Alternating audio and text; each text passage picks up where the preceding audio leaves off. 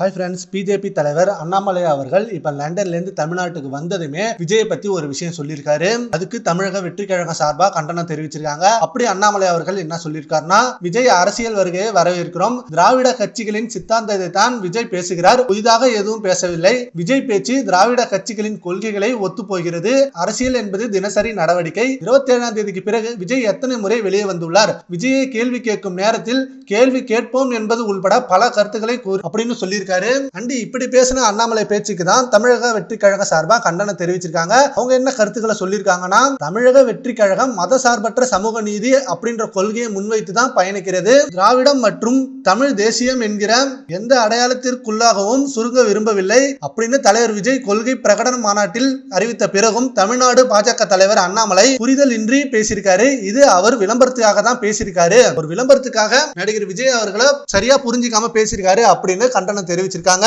அது மட்டும் இல்லாம அண்ணாமலை அவர்கள், நான் வெளியூர் சென்றிருந்த இந்த 3 மாத காலத்தில் வெற்றி பெற்ற நடிகர் அரசியலுக்கு வந்து விட்டார், தோல்வி அடைந்த நடிகர் துணை முதலமைச்சர் ஆகிவிட்டார் அப்படின்னு உதயநிதி ஸ்டாலினை இழுத்து பேசியிருக்காரு. சரி, ஓகே ஃப்ரெண்ட்ஸ், அண்ணாமலை சொன்னதை பத்தி உங்க ஒப்பீனியனை நம்ம கமெண்ட் பாக்ஸ்ல கமெண்ட் பண்ணுங்க. Thank you friends.